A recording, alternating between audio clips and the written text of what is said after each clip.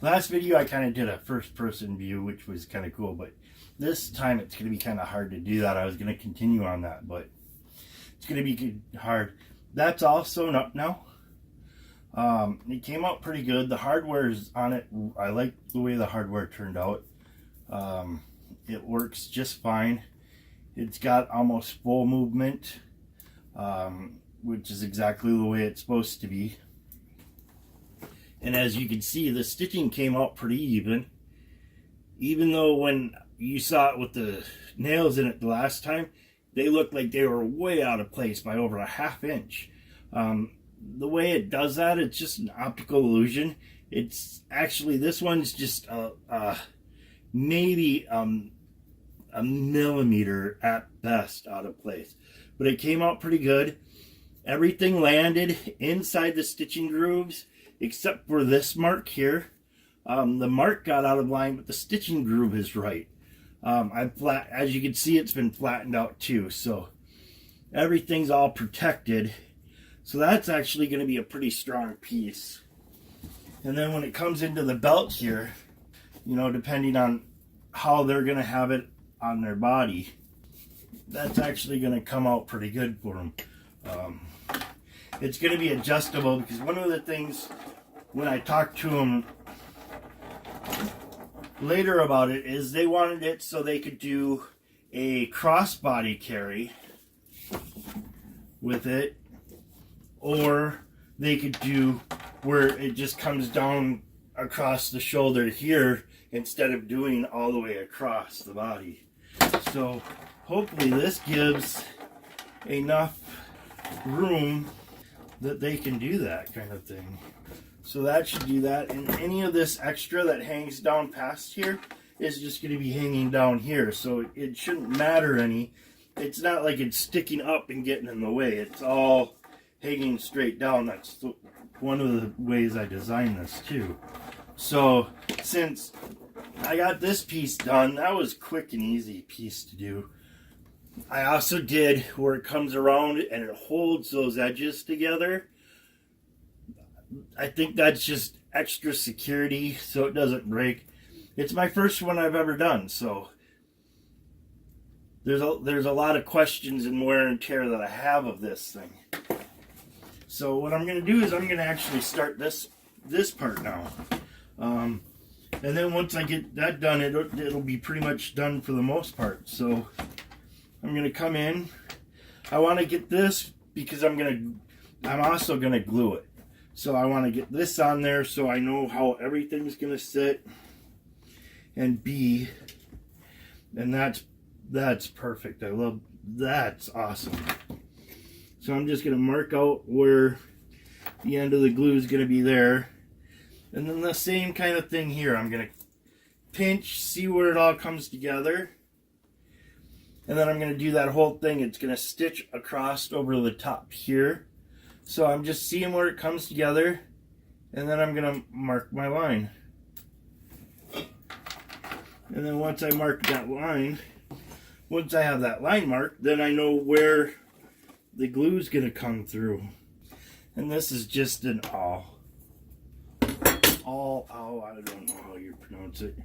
So then I'm going to do just like I did before, where I had seen one person, actually her name is Jo. She's got a nice YouTube channel too. She's using tacks to put it through, but the tacks, I don't know where the country she's in, if they make the tacks different or something, but the tacks that I saw at the store were really thick. And there's no way I could use them because punching that hole in there would be like, it'd be almost like 4 times the width of this thing. So I went with these. So I'm going to get this on there because I don't want to, if I put glue on there and I come through here and I accidentally hit the glue, now I just put glue on the piece I don't want glue on. So I'm going to come through. I'm actually going to put down some, just in case I get glue down on my board here. And then this is going to give me a surface I can actually nail on too. And I made my line so I know exactly where. I wish when they put these things on there, they would actually tack that these two pieces together instead of having them where they come apart like that, because it always seems to pull apart for some reason. I really don't like that feature. I wish it was just glued together. Maybe I'll super glue it next bottle I get. Now I'm going to let this dry.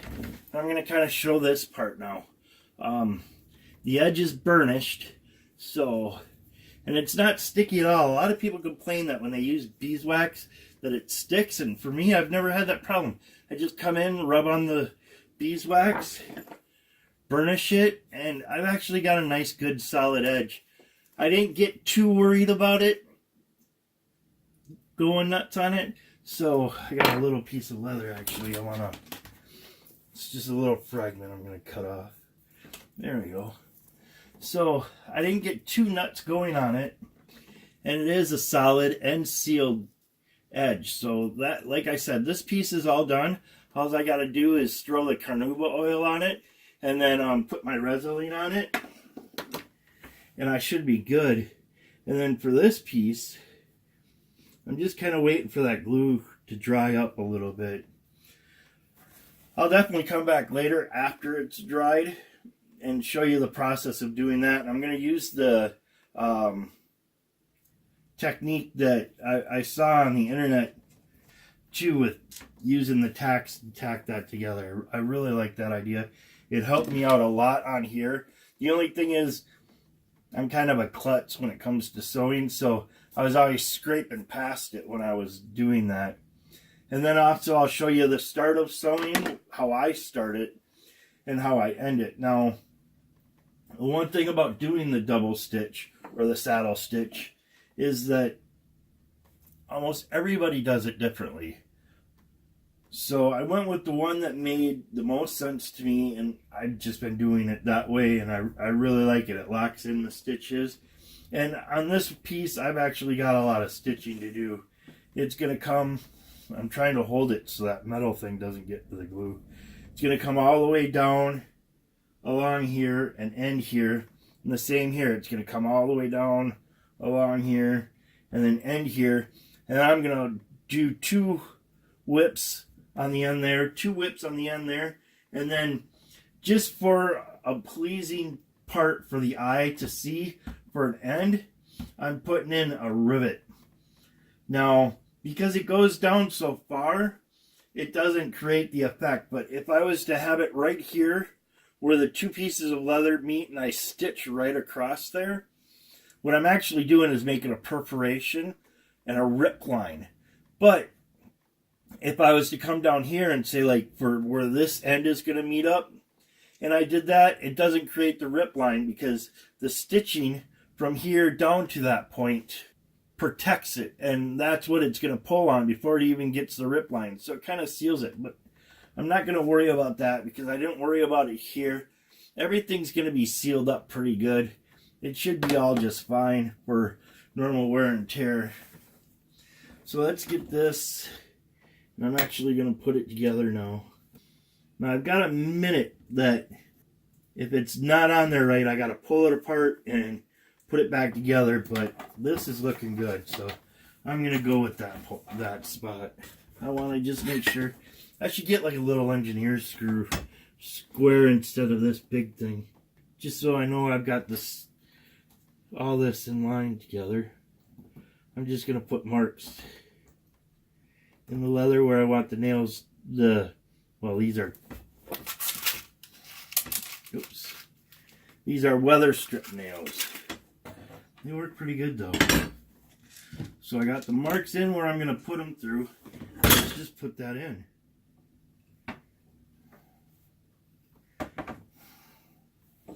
Got thick fingers, I can't really hold on to these nails that well. So I'm trying to make sure it's just straight up and down as much as I possibly can get it straight up and down.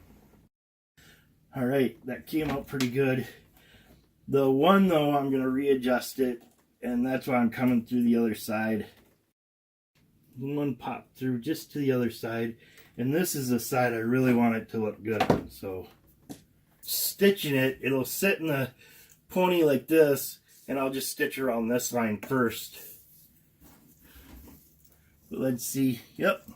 It goes right through the stitch line on the back too, which is exactly where I wanted it.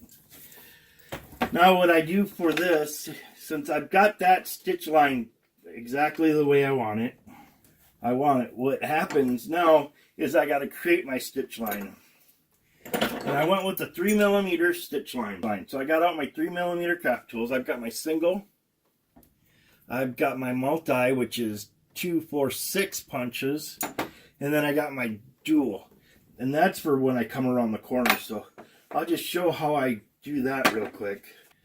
Now, the other thing I like to do is I wax up my tools pretty good. So it slides through the leather and I can push it out pretty good. I'm still going to fight with it, but now I'm going to start creating my stitch line.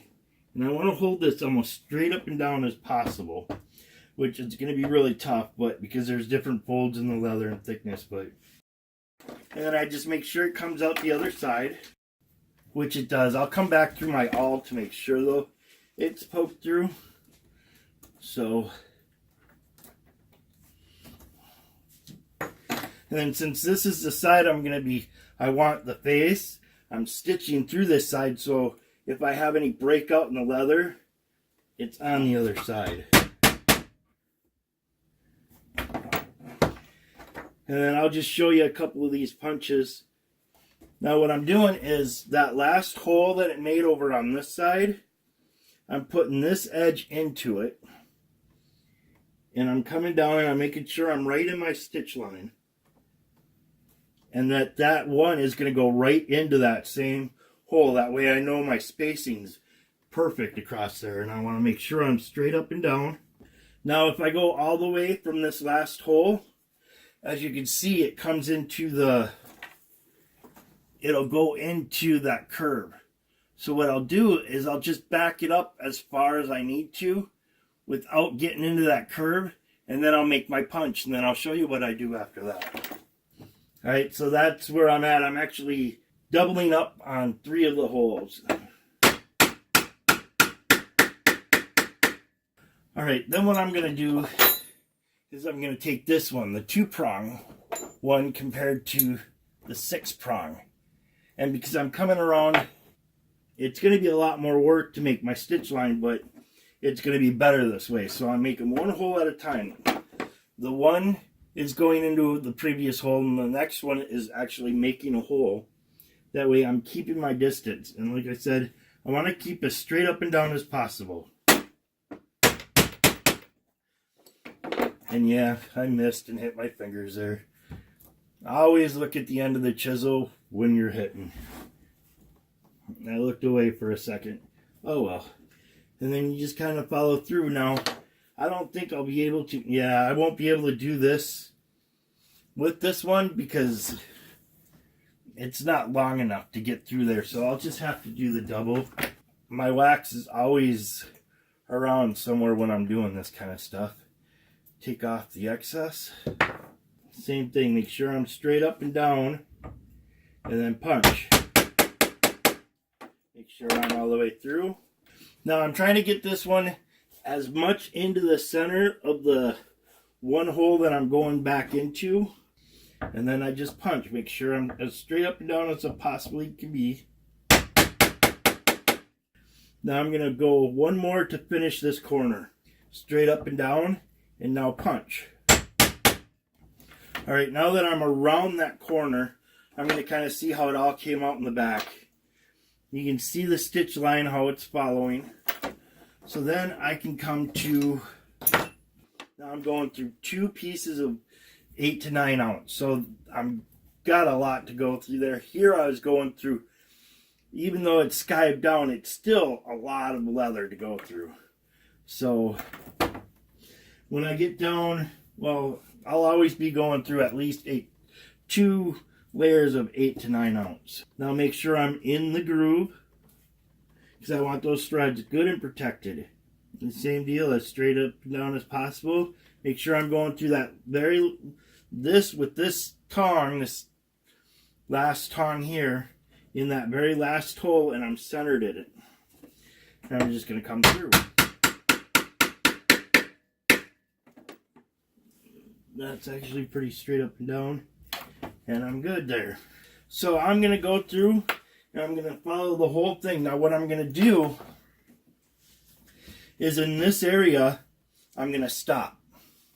And then I'm going to start at this area and I'm going to work my way here.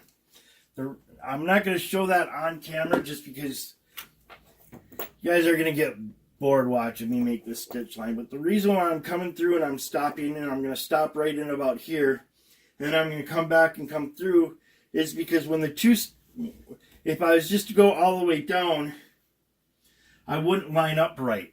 I'd be a space off or a millimeter off.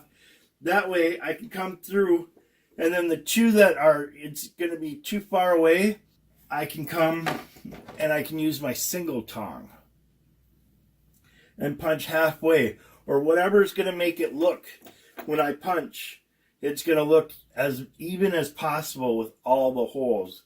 Now that I'm thinking about it, I might just do it all the way down and then stop and then come through and stop. No, I'm going to make this side even too. That way I know I've got it even over here. So I'm going to come back and do that after I come and do these stitches. So I'm going to do all that off camera. And then I'm going to do the other side, and I'll do that off camera too. Just because you've seen one side, you've seen them both. And that's going to be a lot of banging all the way through. Once I do that and I come back, I'll show you how I actually saddle stitch. It's, like I said though, I've seen so many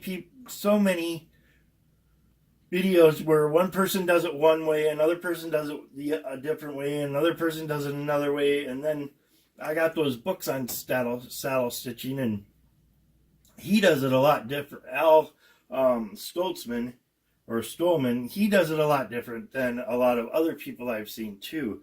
So I think the biggest thing is, as long as the thread locks as it goes through that same hole here is the thing.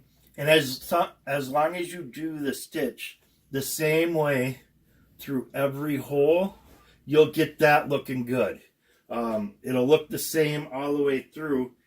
If you change it up at all, though, that stitch, the way the threads line up going through the holes and stuff, it'll change. So it'll look different. You'll have the stitch on this side on the top part of the hole and the stitch on this side at the bottom of the hole.